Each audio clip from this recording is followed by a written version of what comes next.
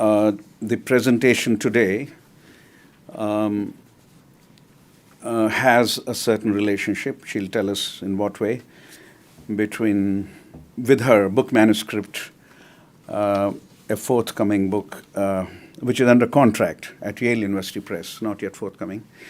And the title is Instituting Empire, the Contested Makings of a British Imperial State in South Asia, 1750 to 1800.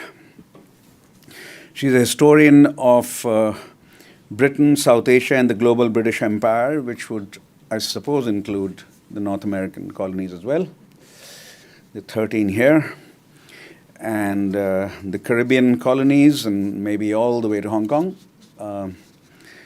and Malaya, Singapore, etc., and Australia. Yeah. So that gives, at least for us, South Asian is a historical comparative perspective which we may not have had so far, and we'll be enlightened by her work. Drawing upon English and Persian print and manuscript sources, the book that I think this paper is part of explains the emergence of a powerful British imperial polity across the Indian Ocean world. And the project makes the case for thinking connectively about imperial state building and institution making across North America, the Caribbean, and South Asia, and pays also attention to the import of intra-imperial competition and collaboration, something we should know more about, of course. Now, let me tell you, my parent discipline is political science, and let me tell you why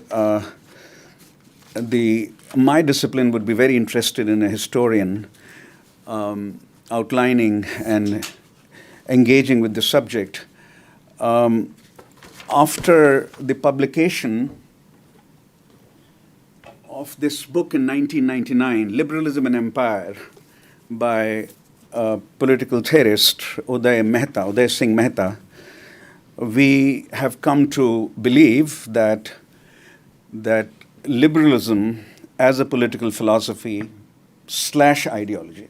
Political philosophers would not agree with the term ideology for that, but Tiraana may term it as an ideology. That liberal political philosophy was the biggest philosophical buttress for the empire.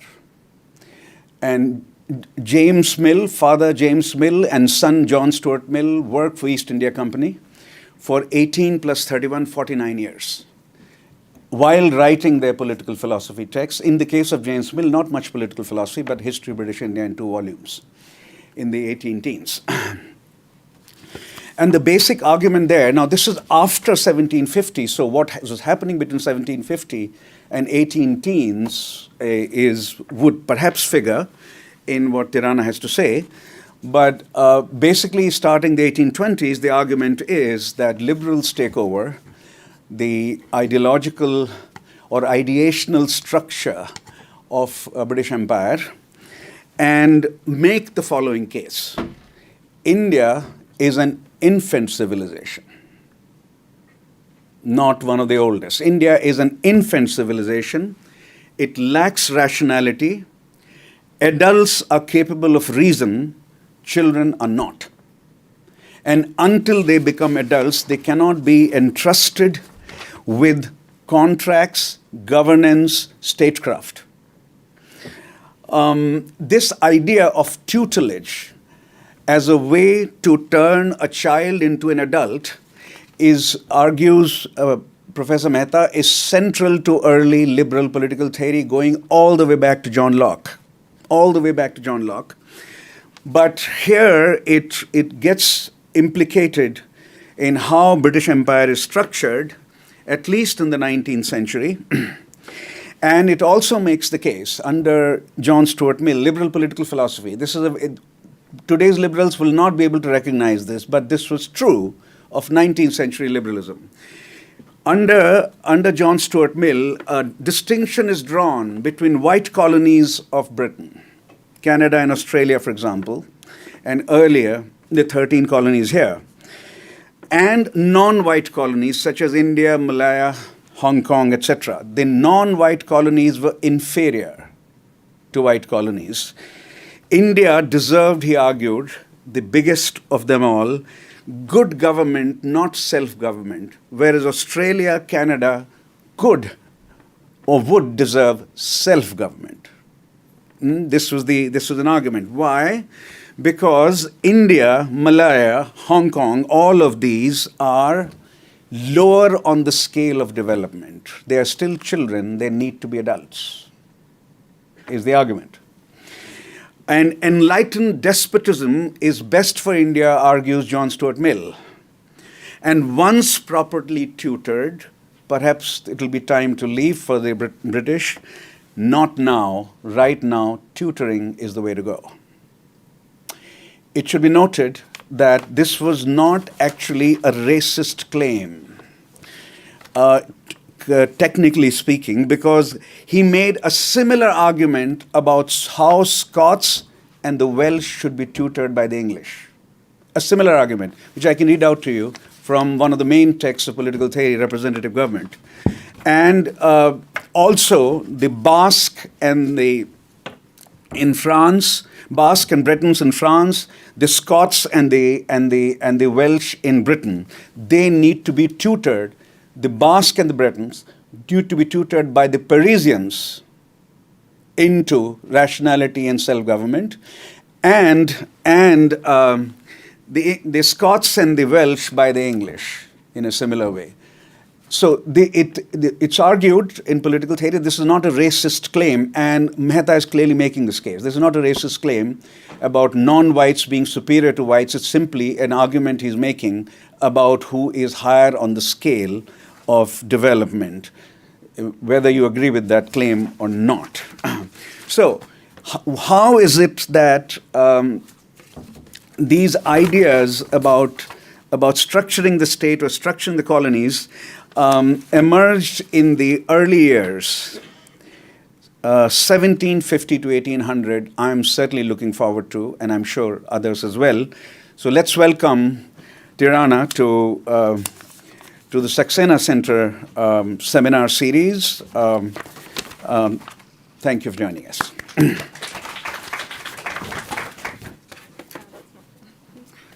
All right, thank you, Ashu.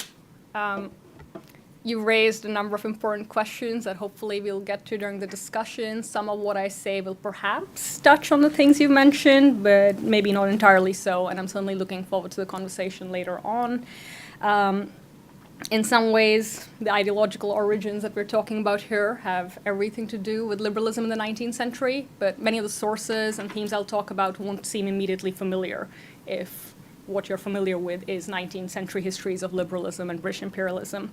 In any case, many thanks to Ashu for inviting me, thanks to Pavin and the staff at the Watson, and of course to all of you for being here quite early on in the term. I know it's an incredibly busy time. So as you can see, the title of my talk is The Ideological Origins of the British Empire in South Asia. My talk today will address two questions. How did Britons talk about the British Empire at a time of rapid imperial expansion in the 18th century?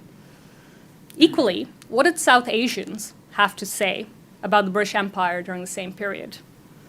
But before I turn to what Britons and South Asians had to say, or what British and South Asian political thought looked like in the 18th century, let me say something about how we in the contemporary moment, both in scholarly circles and more commonly in the public or in the popular imagination, talk about the British Empire in South Asia.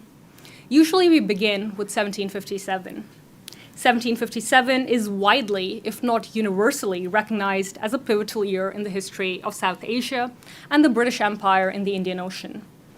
As South Asian school children know, and hopefully adults too, in June 1757, British forces defeated the Nawab of Bengal, Siraj-ud-Dowlah's forces, in the battlefield of Plassey in northeast India.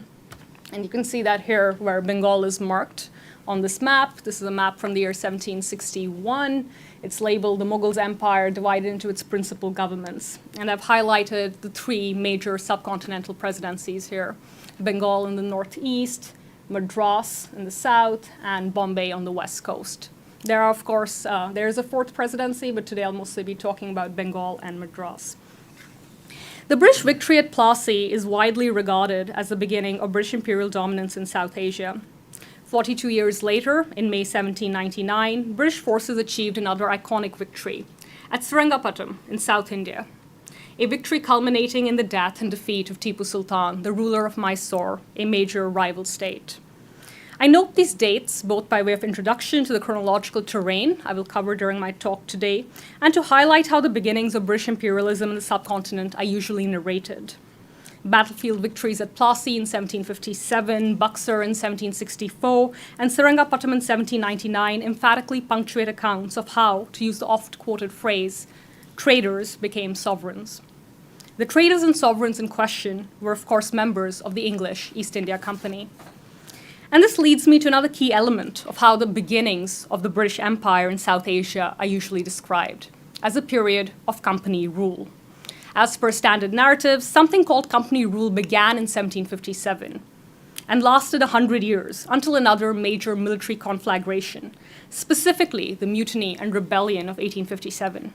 The British effort to crush the mutiny and rebellion officially brought company rule to an end and ushered a period of Crown rule. And of course, John Stuart Mill had plenty to say about this process, and we can get to this. Such narratives suggest that British imperialism in the subcontinent was what happened in the aftermath of major military conquests and military ruptures. The British Empire, according to such accounts, grew out of the effort to manage and consolidate the fruits of conquest. Moreover, the significance of military operations notwithstanding, such narratives also make the case that British imperialism began with a period of informal and indirect rule.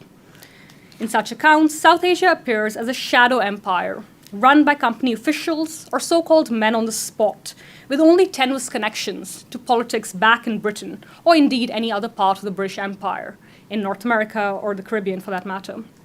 The vast geographic distance separating Britain and South Asia, especially so in the era prior to the opening of the Suez Canal and the invention of the telegraph, certainly lends itself to such accounts of informal and indirect rule. 100 years of indirect and informal company rule between 1757 and 1857 eventually gave way, as per such accounts, to formal and direct rule carried out by the British Crown and the ministers that represented it. Writing in the 19th century, the British historian John Seeley noted that the British seemed to have acquired and peopled half the world in a fit of absence of mind. Even though the language of absent-minded imperialism has largely disappeared, it seems to retain a new afterlife in a certain strand of scholarship, which, as you can see, emphatically deploys the language of chaos, of anarchy, and of outsourced imperialism to describe the 18th century in South Asia. In many of these accounts, South Asia in the year 1760 or 1780 seems to be a relatively peripheral part of Britain's informal empire of trade.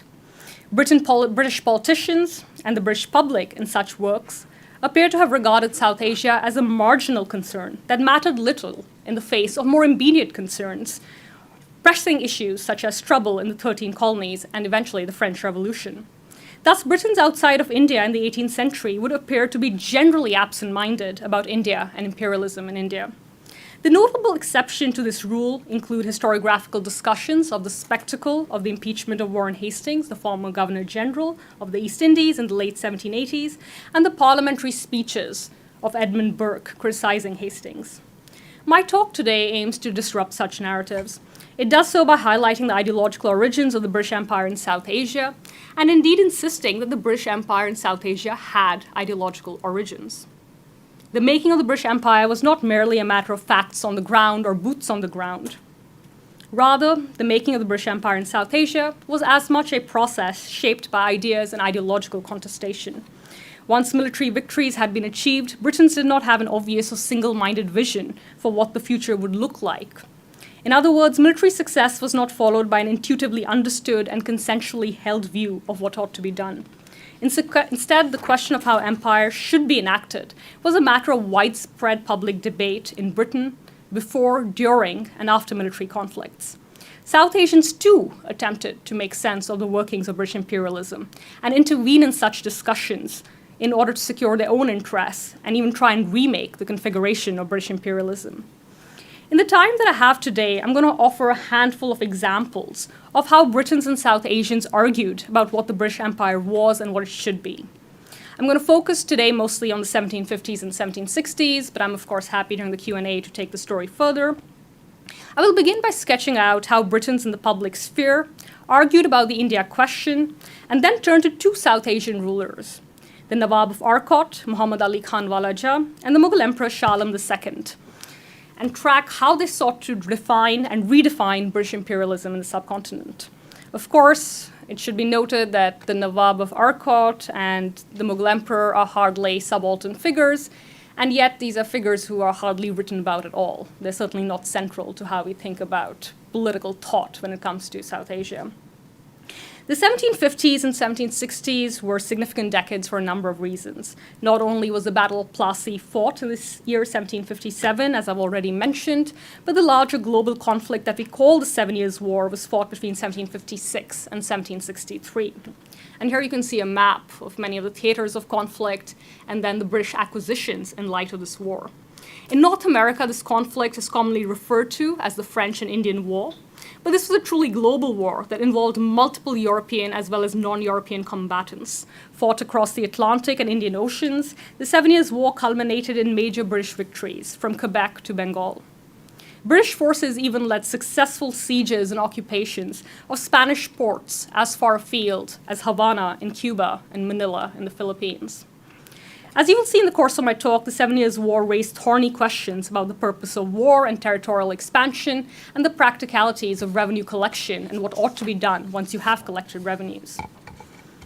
Britons, of course, had plenty to say about South Asia even before the outbreak of the 7 Years' War and the victory at Plassey in 1757.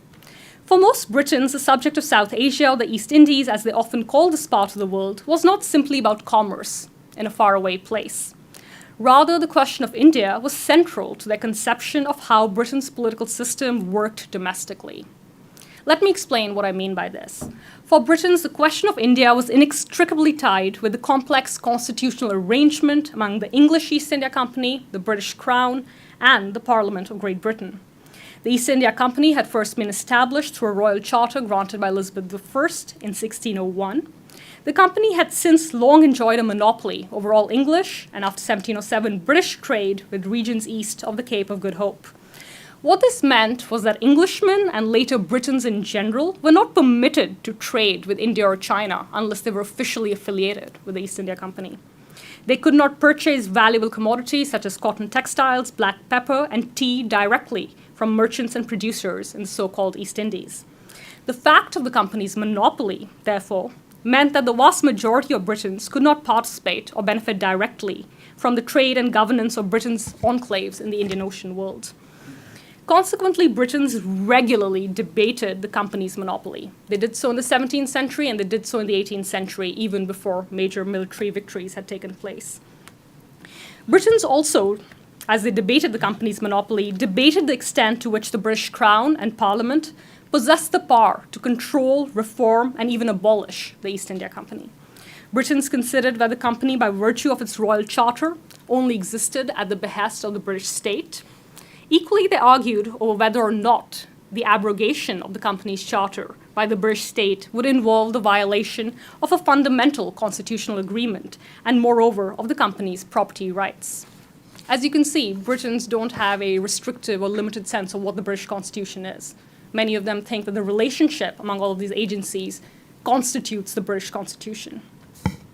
Pamphlets composed in the 1750s, well before the landmark British victory at Plassey in 1757, devoted themselves to the possibilities of reorganizing British governance in the East Indies.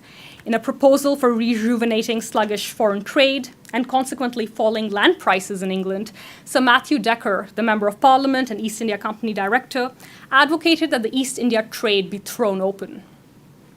Decker argued that if the East India trade were made accessible to all Britons, 20 ships would be employed where one is now. For Decker and many other contemporaries, the value of land and property within Britain was profoundly linked with the vitality of commerce with South Asia and the wider East Indies. As Decker explained, if more Britons were able to trade with the East Indies, greater wealth would flow into Britain as a whole and increase the value of land and property within Britain. Matthew Decker was not alone in making such arguments. In a series of letters dedicated to the anti-monopoly Member of Parliament, Robert Nugent, in 1754, pamphleteers called upon him to lend his voice and authority to the project of abolishing the East India Company's monopoly and introducing direct crown rule in the company's territories. So people are talking about this well before 1857 or 1858. Such pamphleteers argued that the taxes paid by Britons was spent by Parliament on, among other things, protecting the East India Company's trading routes and even waging war in South Asia. The memory of the War of Austrian Succession, which was fought through much of the 1740s, or the Carnatic War, as this conflict is known in South Asia, was obviously fresh in the minds of these pamphleteers.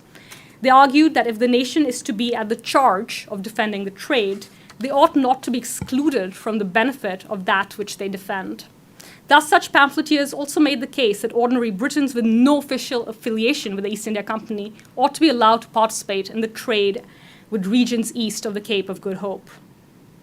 Another such pamphlet, published in 1754, called specifically for St. Helena, Bombay, and Madras to be each created into a separate colony with a governor appointed by His Majesty to be assisted by a council and assembly chosen by the people, as in America. Such a transformation would, the author argued, make these settlements as rich and as flourishing colonies as Virginia or Jamaica. The pamphlet also offered yet another recommendation for a future of abundance, arguing that if the free merchants who are now there, together with all other Britons who should go thither hereafter, were incorporated with the black merchants who are excessive rich and with the black artisans who are sober and industrious, those colonies would grow up in a very short time to such a height as can hardly be conceived. So there are many surprising things here, including the fact that the language of blackness is very much being used to describe communities in South Asia, and the fact that models of governance that we typically associate with the Atlantic world are actively being considered as possibilities for the governance of places such as Madras and Bombay. Thus, this particular pamphlet envisioned prosperity born of a combination of increasing British settlement in these newly created colonies and a close partnership with local merchants and manufacturers. Ultimately, the meteoric rise and success of these colonies would, he contended, allow them to play a leading role in paying off the national debt. I should also note here, given Ashu's comments about settler colonialism, that the suggestion here very much seems to be that Britain should be allowed to settle in parts of South Asia, which was, of course, something that did not happen in the 17th and 18th century because the East India Company's charter forbade it. So when Britons argued about the right to trade in South Asia, they were also arguing about the right to settle there. For another commentator, the extension of the East India trade would increase such a demand for woolen goods, for ironware, and for every other branch of business in England as would employ all the manufacturers who are now starving and thereby relieve the poor by making them no longer so. And this would be a means of lessening, if not discharging, the parishes from the poor tax. In other words, for some commentators, poverty in England and the burden borne by local institutions of governance could be substantially lessened if the East India trade was declared open and plied by many more ships than was the case under the exclusive monopoly of the East India Company. Such proposals for reforming and reconfiguring the East India trade in order to resolve domestic problems within Britain were a hallmark of patriot ideology in mid-18th century Britain. The Patriots may be familiar to many of us as the group that led the American Revolutionary War against the British state in the 1770s and 1780s. But of course, the Patriots constituted an ideological formation with a long history that predated the American Revolution. Arguably, one can find the first Patriots in parts of Britain and Scotland as early as the 1720s. For many Patriots, as well as radical Whigs, the East India Company's monopoly over trade with the East Indies not only endangered British manufacturers, but also limited the possibilities for a more expansive British commercial engagement with the world. Importantly, such patriots believed that the company's monopoly prevented ordinary Britons from pursuing prosperity across all parts of Britain's global and growing empire. Thus, the conduct of the English East India Company and the necessity of reform and regulation, if not outright abolition, were very much subjects of discussion prior to 1757. To reiterate, the timing of such proposals and schemes is significant because it demonstrates that Britons were already putting forward their visions of what the British presence in South Asia ought to look like, even prior to a moment when we recognize the existence of a significant British territorial presence in the subcontinent. So this is what Britons were talking about on the eve of the 7 Years' War. What were South Asians up to? Not unlike Britons who argued about the relationship among the East India Company and other institutions of the British state, South Asian rulers also considered precisely such questions, even though they were ultimately pursuing somewhat different goals. While many Britons were invested in finding ways to participate in Britain's rapidly expanding presence overseas, for South Asian states, negotiating the relationship between the East India Company and other British governmental agencies was central to their efforts to preserve their own claims to sovereignty. I'm going to turn now to how the Nawab of Arcot, Muhammad Ali Khan Walaja, practiced statecraft and diplomacy during the 1750s and 1760s and attempted to transform the relationship among multiple British governmental agencies. Located on the southeast coast of India, or South Asia, and Arcot is in fact marked on this map precisely because Britons recognize it as an important place. It's right in the vicinity of Madras. Arcot emerged as a political center during the multilateral Carnatic Wars of the 1740s, fought among others by the British and the French as part of the global War of Austrian Succession. The conflagrations of the 1740s cemented the position of the nascent Walajahi dynasty in the region known variously as the Carnatic, the Coromandel Coast, or the Deccan, and propelled Muhammad Ali Khan Walaja's elevation to the status of Nawab, or a vice-regal figure, in Mughal and Persianate conceptions of imperial hierarchy. Through the 1750s, and indeed the rest of his life, the Nawab of Arcot played a complex game of divide and rule, juggling the claims of multiple British governmental authorities in South Asia and even further afield.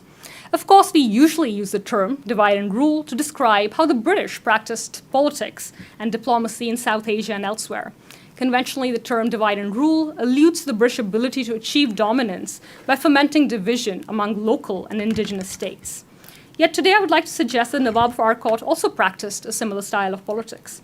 He recognized the fundamentally segmented nature of the British presence in South Asia, especially the fact that the British presence in South Asia was constituted of 3 territorially non-contiguous presidencies in the subcontinent.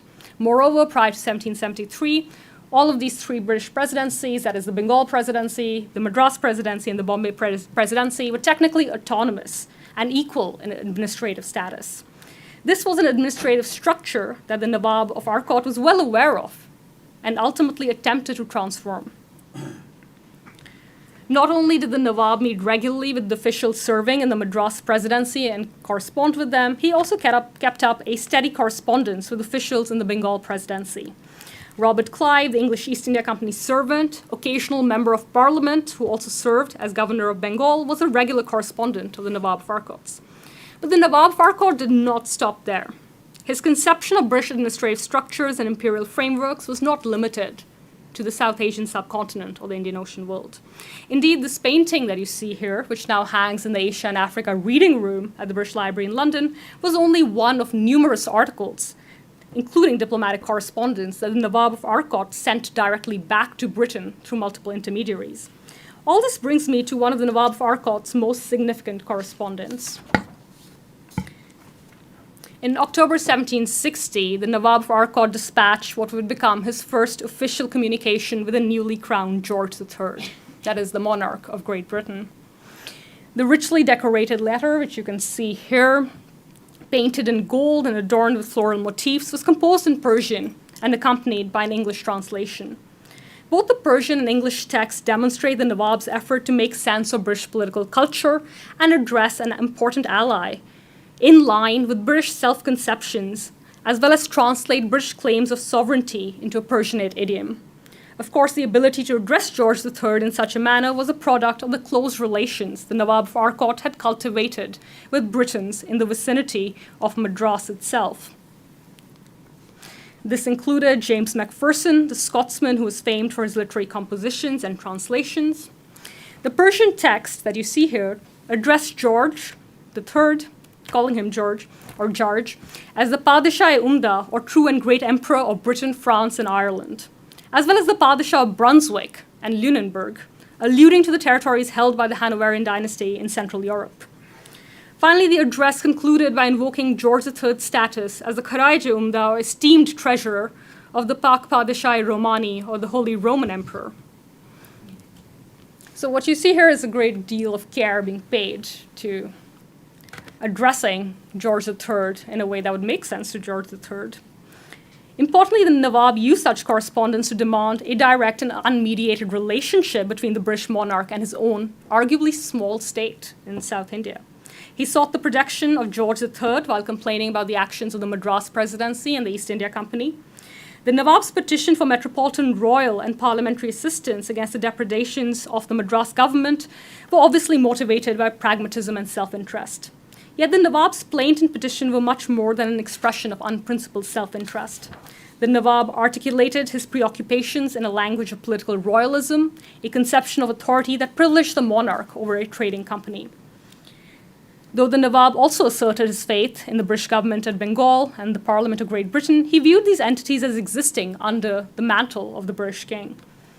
Most importantly, he described the British king as my royal protector. Such a claim cannot be read merely as a symbolic or a standard but ornamental display of respect to the British monarch. Rather, it can be read as an intervention in fraught debates about the precise role of king and parliament in the governance of the East Indies, and indeed the relationship between the English East India Company and the British state at large. Thus, when the Nawab chose to describe himself and his family as being under the royal protection of the British king, the Nawab was not simply following a convention of the genre of letter writing to a British minister or king. Rather, he was putting forward a political claim that explicitly undermined the company's own claims to autonomous authority in the East Indies. The Nawab's attempts to counterbalance the power of local British agents by invoking the most potent symbols of British imperial sovereignty and authority demonstrate the role of South Asians in shaping how Britons argued among themselves about who precisely possessed sovereignty. The status of the company and its relationship with Crown and Parliament was thus not narrowly a subject that Britons alone cared about and argued about. South Asians could and did understand the finer details of how British governance was organized across vast distances. Moreover, some, such as the Nawab of Orkot, sought to put the constitutional ambiguities of British imperial governance to use in their own pursuit of political authority and influence. Contested discourses around sovereignty in the 18th century therefore emerged from a multiplicity of venues, including the court of Arcot. The Mughal Emperor Shah Alam II is also very much part of the story. Unlike the so-called Great Mughals, Shah Alam II does not command a significant presence in scholarly writings. There is some new work on Shah Alam II's poetic and musical contributions, but he remains an understudied figure. And I suppose if one were to encounter him in a South Asian textbook, if one encounters the Mughals at all in South Asian textbooks anymore, he'd be labeled one of the lesser Mughals. When he does appear in the existing scholarship, it's usually in relation to one major event. And you can see an artistic representation of this event from the 18th century itself by a British painter. In 1765, Shah Alam II granted the Divani, or authority to collect revenues in the provinces of Bengal, Bihar, and Orissa, to the English East India Company. Following on the heels of British victory in Plassey in 1757 and Buxar in 1764, the handover of the Divani in 1765 was negotiated as part of the Treaty of Allahabad. Typically, this development is presented as a product of the brute power commanded by British military forces in the subcontinent. Shah Alam II is believed to have been coerced into conceding the authority to collect revenues to the company's ascendant military machine. Numerous historians have characterized the negotiations of the Treaty of Allahabad and the Divani in 1765 as all too hasty and shabby. Many have cited the 18th century author of the Persian Chronicles, Sir al-Mutakhirin, Ghulam Hussain Tabatabai's complaint that something, and I'm quoting now, which at any other time would have required the sending of wise ambassadors and able negotiators, as well as a great deal of parley and conference with the company and King of England, and much negotiation and contention with ministers, was done and finished in less time than would have been taken for the sale of a jackass, or of a beast of burden, or of a head of cattle. Yet what I would like to emphasize today is that the handover of the Divani, or revenue collecting responsibilities, was not negotiated purely in the year 1765, or negotiated in this hasty and shabby manner as has been suggested. Rather, negotiations over the Divani began in 1759, during the 7 Years' War, and continued through the next many years, right up till 1765, when the handover was officially confirmed. In other words, the ultimate handover of the Divani in 1765 was an event long in the making. It began arguably even before Ali Gohar became the Mughal emperor. In 1759, when Ali Gauhar became the Mughal emperor and assumed the title Shah Alam II, which meant literally king of the world, and I suppose I can quickly mention here that we still hear this in South Asia, this sort of joke that this inflated regnal title meant nothing at all. He was hardly king of all of the world. He was not the Shah. He was not really king of the world at all, because all he ruled over was a territory that extended no further than Palam, which was in itself a locality in Delhi. Yet, so I think it goes usually as Hukumat-e-Shah Alam az Dehli ta Palam. Today I'd like to emphasize, though, that this is in fact a sort of very reductive reading of what Shah Alam II was up to during his lifetime, partly because he spent most of his time out of Delhi. And here's an image from about 1790, probably painted in Lucknow, depicting Shah Alam II's entourage. Like many other Mughal princes before him, Ali Gauhar left Delhi in 1758. And he did so in order to secure an uncertain kingly future in the provinces. His journey took him from Bikaner in the west to Bihar and across the Gangetic Plains. In the course of this journey, the future Shah Alam II, not unlike Mughal princes of past generations, solicited new bases of support, not only to rival the support bases of his brother and the reigning emperor, but also to establish a new foundation for the future of the Mughal Empire. In 1759, Shah Alam's coronation did not occur in the Mughal imperial capital of Delhi or Agra. Instead, he formally ascended the throne in Patna, no more than 300 miles west of the seat of British power in Fort William, Calcutta, and well within the ambit of British political influence. Shah Alam II's coronation deep within a British sphere of authority not only attests to the declining fortunes of the Mughal imperial project in Hindustan, but also Shah Alam II's efforts to renegotiate the Mughal relationship with the provinces of Bengal, Bihar, and Orissa, as well as forge a mutually beneficial settlement with British officials. Indeed, Shah Alam II's ascent to the Mughal throne in Patna in 1759 was accompanied almost immediately by negotiations over the possibility of assigning the Divani, or the authority to collect revenues in Bengal, Bihar, and Orissa, not to an individual office holder or official, but to a corporate and governmental entity, namely the English East India Company. Now, you might ask why Shah Alam II might want to do this. Why offer the Divani to the East India Company? Well, he wasn't receiving revenues in any case from the Nawabs of Bengal, who had asserted their autonomy from at least the 1730s onwards. Interestingly, much of the paperwork maintained by East India Company officials and other British officials during this period, including the correspondence of Robert Clive, points to the significant role of a South Asian official named Faiz Ali Khan in developing the idea of the Divani as a state function that could be separated from the Nawabi or Subedari or governorship of a political province and handed over to a distinct entity existing outside the frameworks of Mughal authority and bureaucratic institutions. Faiz Ali Khan himself had served as a Naib Diwan of Bihar before entering the service of Shah Alam II. Across a number of other sources as well, Faiz Ali Khan emerges and is described as the man who first proposed the scheme of the Divani. In February 1759, Faiz Ali Khan's brother, Muhammad Rabi, arrived in Patna ahead of Shah Alam II's convoy, carrying a present from the Mughal emperor for Robert Clive, as well as a letter addressed to Clive proposing the idea of the Divani and suggesting that the Divani be handed over to the company in exchange for a regular payment to the Mughal prince and emperor-to-be. The little remarked upon role of a South Asian bureaucrat, particularly one in the service of the future Shah Alam II in crafting the idea and mechanism of Divani, demonstrates the conjoined and complex makings of the British-Mughal relationship, as well as one of the linchpins of British imperial governance. Of course, I think it also points to the fact that Mughal political thought and Mughal political maneuverings remained vibrant, even in a time that seems obvious that the Mughal Empire was very much in decline and sort of splintering. The concept of the Divani as something that you could separate from local pre-existing governmental institutions even proved to be influential outside of Bihar, Bengal, and Orissa, with officials in the Madras presidency then debating the possibility of similarly seeking the Divani of Hyder Ali's country or Mysore from the Mughal emperor. Now, if these negotiations began in 1759, what happened? Interestingly, the British declined to accept the Divani in the year 1759. This was not a decision made by Robert Clive on his own. Rather, when he received this proposal from Faiz Ali Khan, Shah Alam II, he wrote to the British Prime Minister, William Pitt the Elder, seeking not only his advice and counsel, but his permission.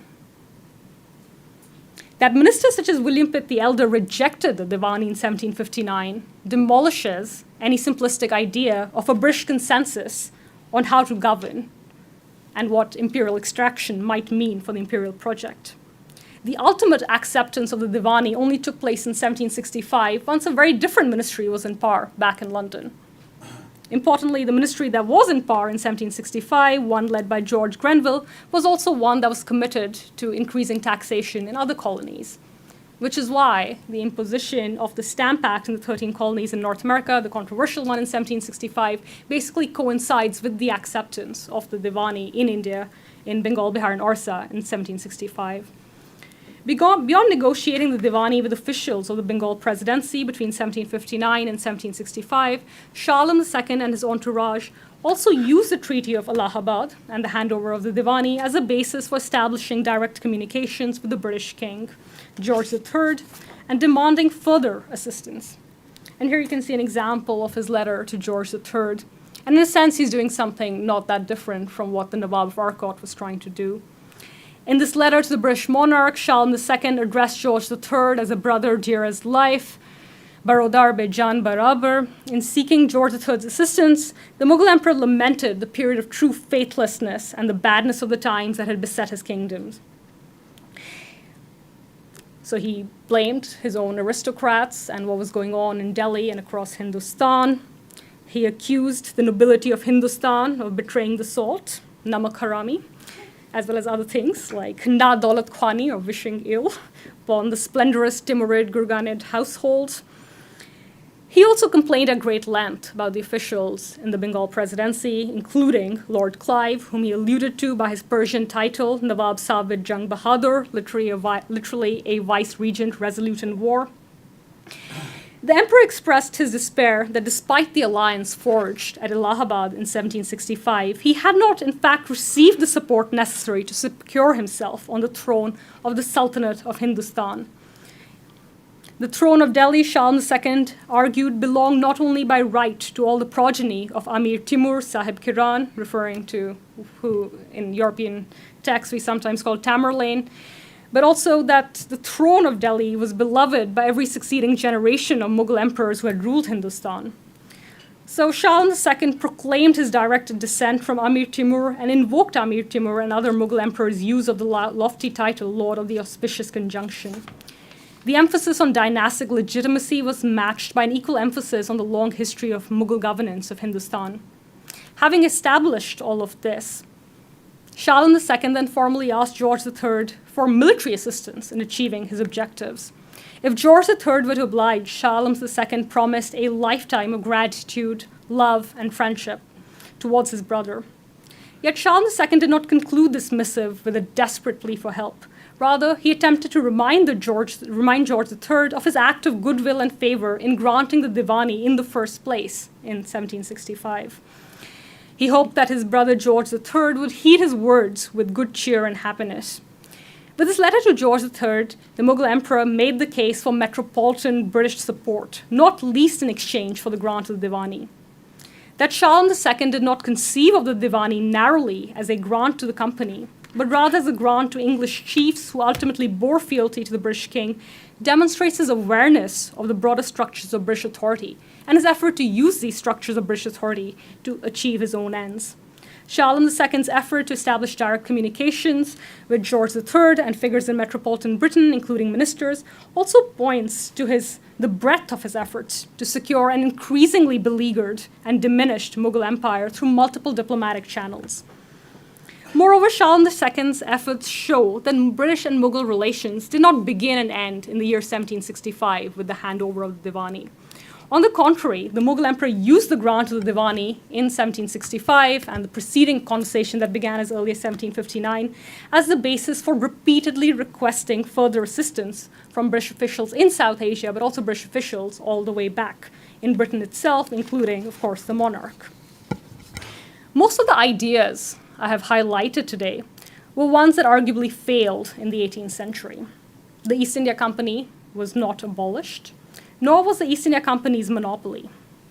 Shah Alam II, for all his efforts, certainly did not get what he wanted. And while the Nawab of Arcot was able to preserve the status of his relatively small principality in South India until his death in 1795, Arcot was ultimately annexed and incorporated into the British state. Nevertheless, the ideas and efforts of such individuals shaped the decisions of those who did end up in positions of power. In pursuing relations with the British, South Asian actors such as the Nawab of Arcot and the Mughal emperor attempted to intervene in British practices of state-making and the fraught matter of how the British state and its various agencies, especially the East India Company, were organized.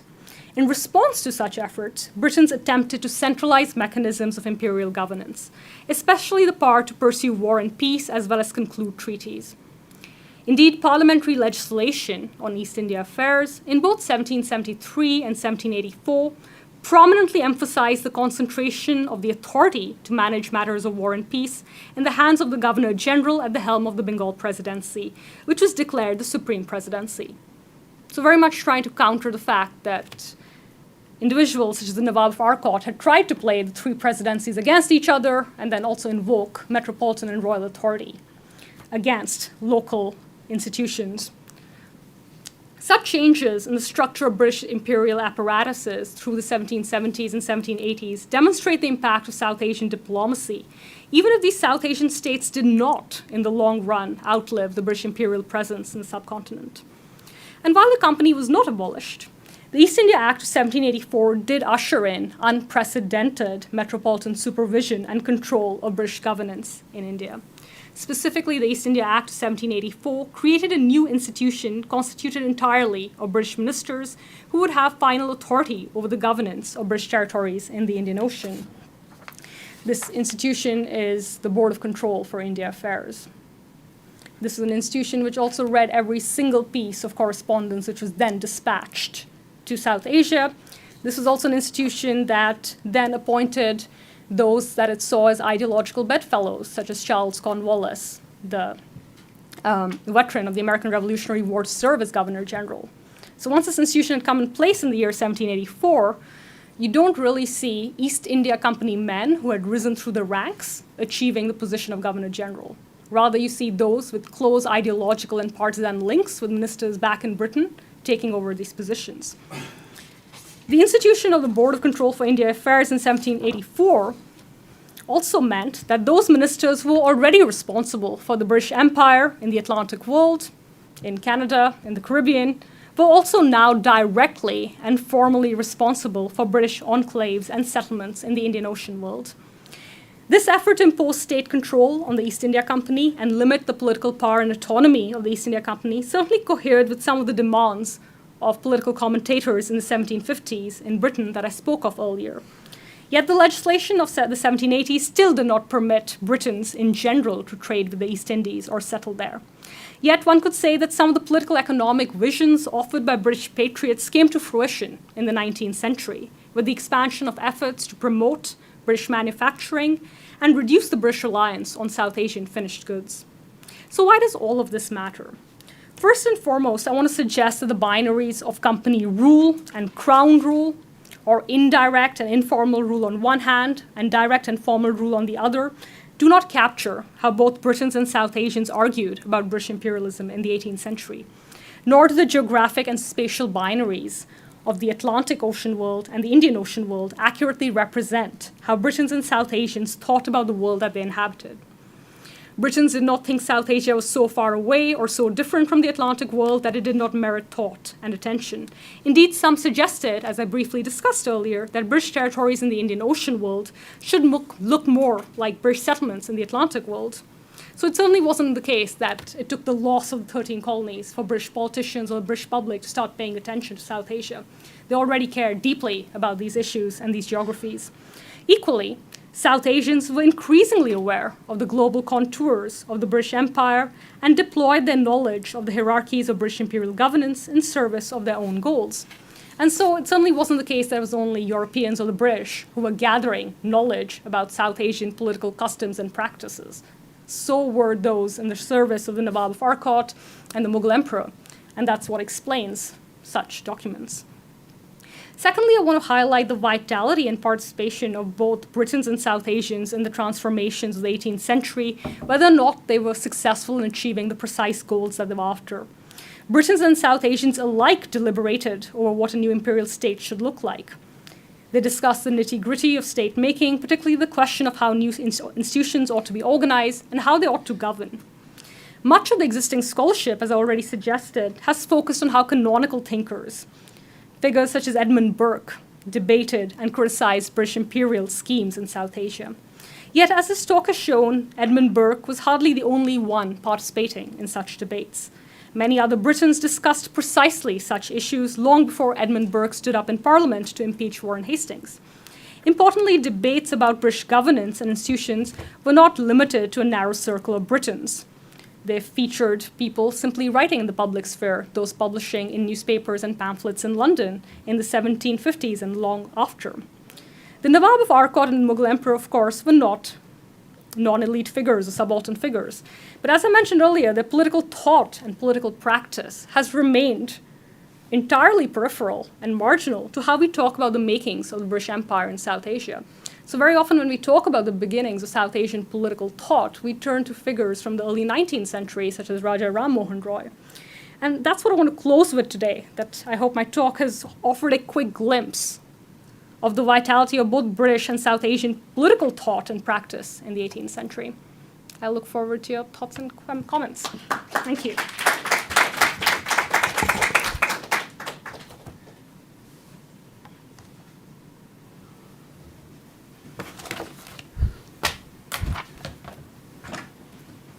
A few thoughts to start us up.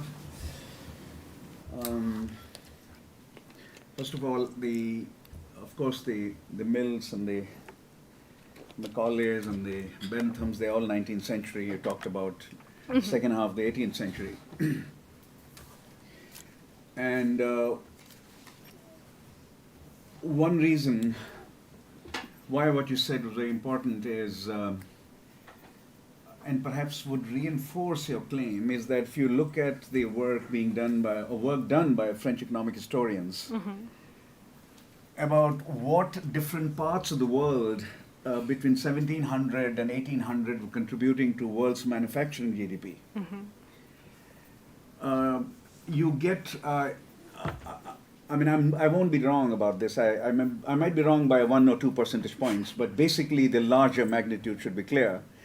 Those economic historians reworking those figures have made the case that, which is largely accepted, I think, as far as I can tell me if that's wrong, that by 1750s, what we call China today, had something like 32%, 1/3 of the world's manufacturing output. It was producing that much. Agrarian output is extremely hard to estimate. So that's not what is being estimated here. Manufacturing output is being estimated because, of course, the world was headed towards industrial revolution, right? So manufacturing was going to be an extremely important part of the argument.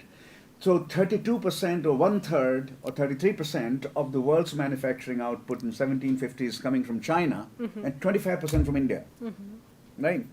So the idea that India in the 1750s or 60s or 70s is a peripheral zone, economic historians would find it very hard to believe, right? That they and if a company, a trading company, is not paying attention to this, if treasuries and finance ministries, whatever they were called at that point, are not paying attention to these, then it would be incomprehensible.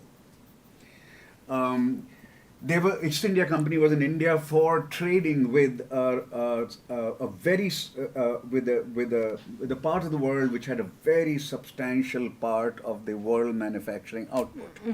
And if China had been closer, talking counterfactually now, but if China, and which is always important, the counterfactual mode of reasoning. If China had been closer, they would have gone to China as well. They did finally in 1840s, but not in 1740s, 50s, 70s. You can tell us if that's wrong. So that's one argument that should support the claim that India cannot be peripheral given these economic statistics. Yeah, so it cannot be peripheral. Whoever wrote the history later, is not paying attention to some very, very obvious economic facts of the time. So that's point number one. Point number two, so if you read someone like Ashish Nandi on this period, a political psychologist trying to make sense of when an ideology of rule or empire emerges, he would say that what we heard from Tiraana today doesn't quite might suggest that India was not something that they could ignore, but there is no clear ideology emerging of rule.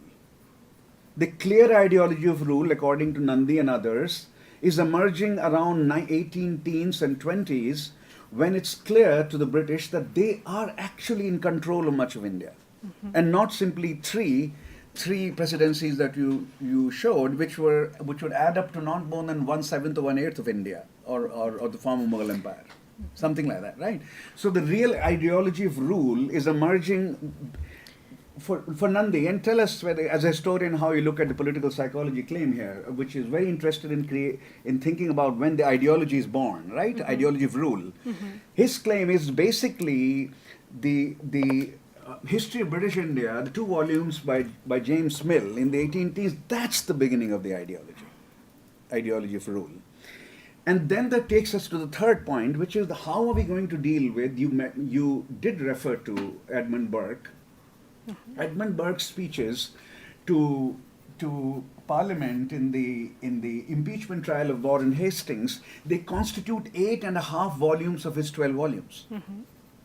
Reports Uday Mehta in the book that I cited. This is a major preoccupation, and Edmund Burke is no small figure in the 1780s. No small figure.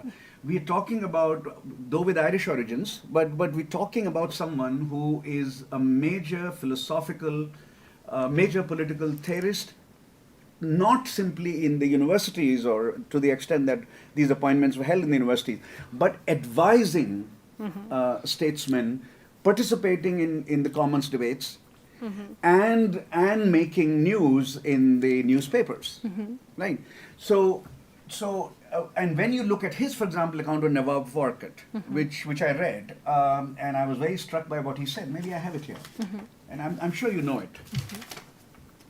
How is he describing India at that time, a major, and he is conservative, he's not liberal, of course.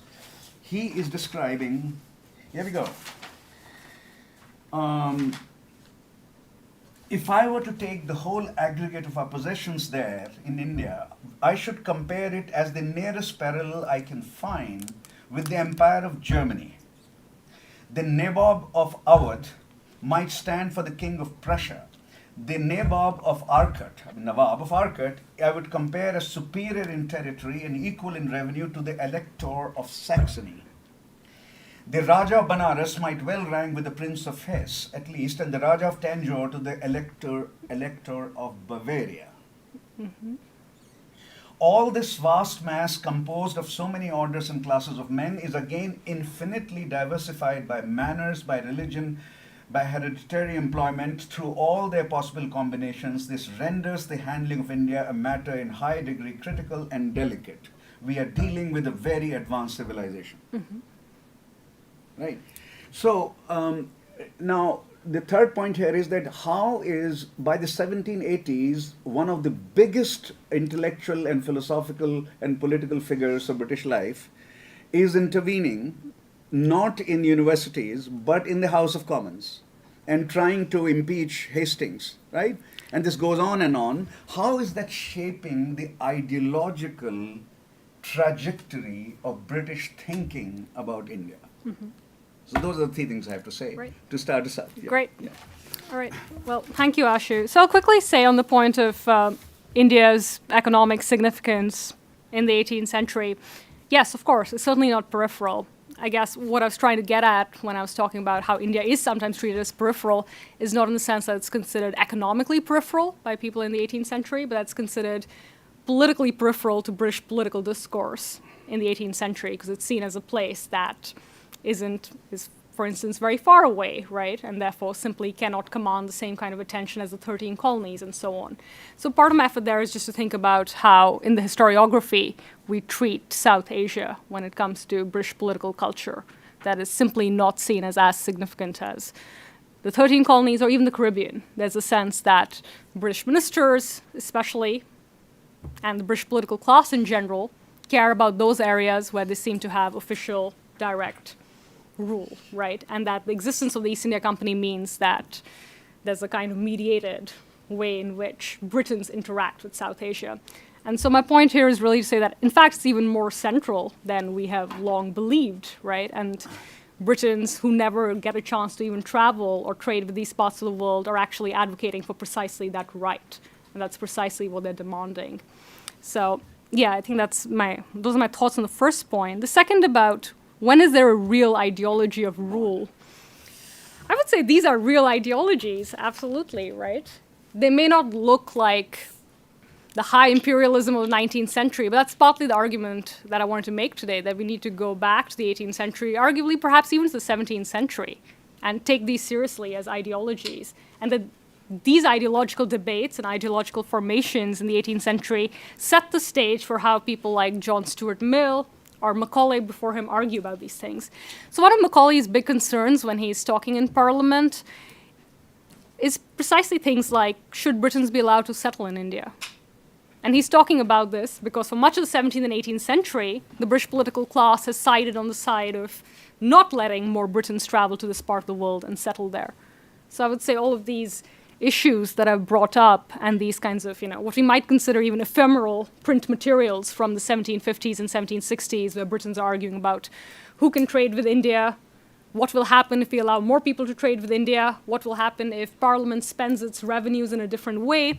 I think those are basically setting the stage for what we now think of as canonical 19th century high imperialism debates, right? So two ideas clearly, if I understand. One is the notion that opening up trade might be beneficial to the poor in Britain, so a contestation over that, or the idea whether the more British people should be allowed to settle down in the Indian colony. Yeah, and I guess there's some related issues there as well. For instance, once you do accept the Diwani and you're collecting taxes in 1765 onwards, what do you do with those taxes? What do you reinvest them in? And part of the reason why the Diwani isn't accepted in 1759 is that there is concern that once you get involved in tax collections, you're really creating a bloated administration. So there are already these early debates about things like how do you pay off the costs of governance and what might be the potential risks of having an over-large state, especially since this is a state that has been waging war globally and therefore accrues an ever-growing national debt. So I think all of these debates intersect with each other. Another way one can think about these debates is that it's also in the 1770s and 1780s in tandem with the American Revolution that more Britons in Britain are demanding the right to expanded parliamentary representation. And the same people who make the demand for more parliamentary representation are also the ones who are more likely to say that everyone should be allowed to participate in the trade with the East Indies. It shouldn't just be those who already belong to established mercantile circles and have an official affiliation with the East India Company.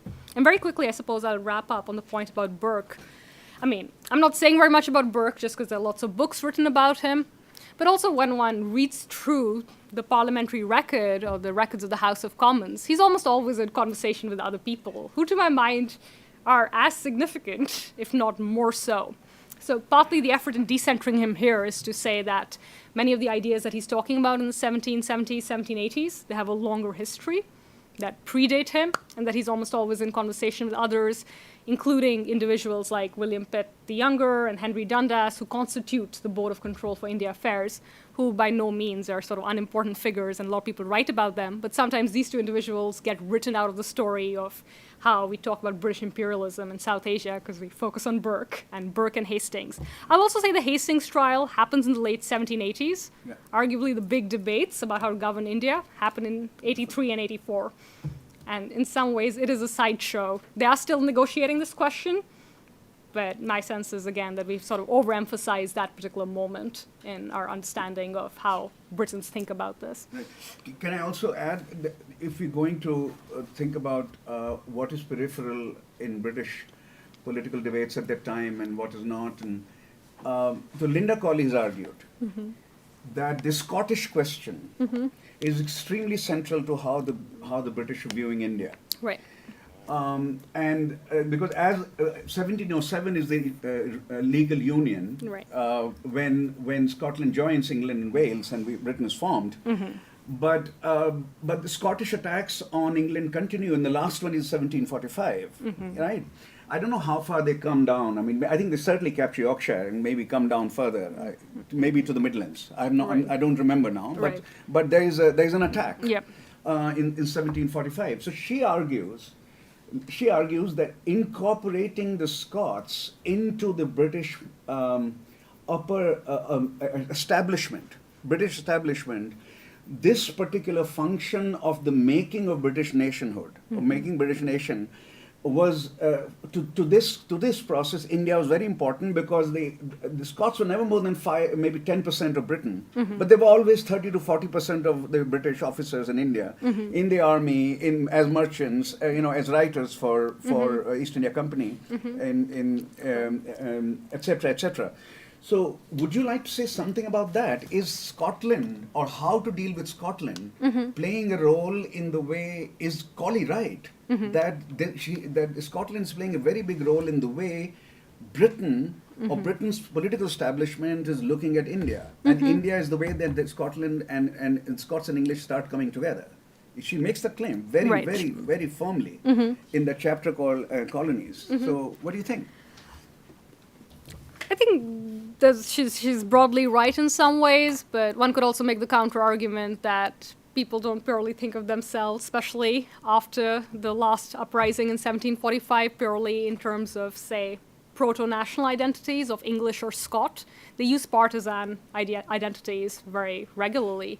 So Scottish patriots would differ from Scottish Tories, right? And they would have a different position on the East India question, on whether or not the East India trade should be laid open to everyone.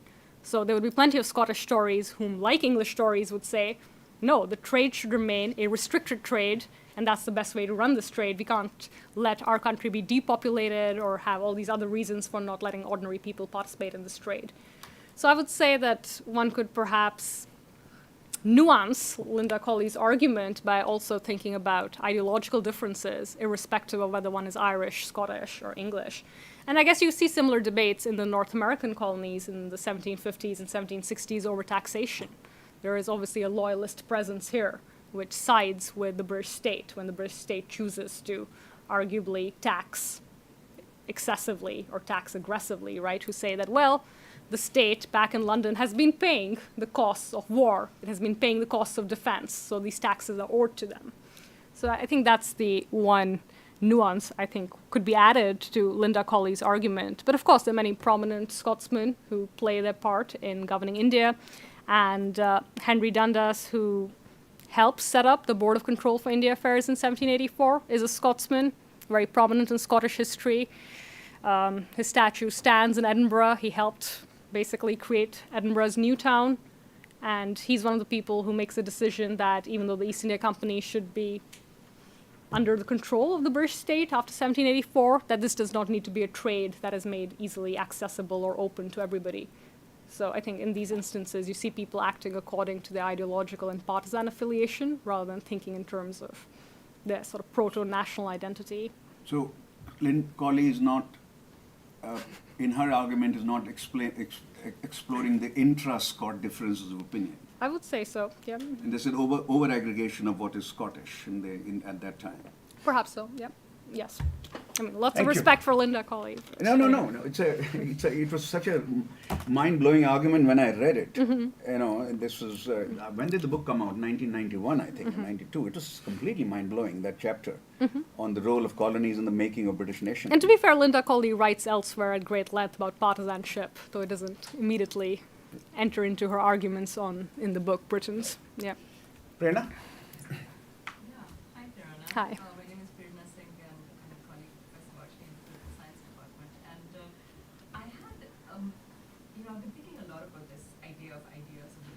I was really struck in your really thought-provoking talk about that moment in which you say in the role of Faiz Ali Khan in the separation of the Diwani and the Subedari. Yeah. And I was wondering, I think that's a really interesting idea, especially as a political scientist, to think that, you can take a state, take the Diwani, and kind of gift a Diwani. And it really kind of makes you question. So in political science, we think a lot about ideas of state capacity. And there has been this kind of move to think not just about state capacity, but about the scope of the state, which is something I've been a little preoccupied with, Right. and how ideas of rule might influence the way in which the state thinks what its relationship to society should be. And so I was curious, because you talk a lot about the ideas of empire and the kind of 18th century roots and how they're evolving, and it's super interesting. But I was wondering, like, where does the arrival of the British and come in, like, what are notions of Mughal, what are Mughal ideas of rule, right? Because there's obviously, and you're right, I went to school in India and we learned Shah Alam II as a lesser Mughal. Right. I was in my head before you said it. Right. And so, I'm not saying that there's one monolithic idea of kind of Mughal ideas of rule, but what exactly were the Mughals doing?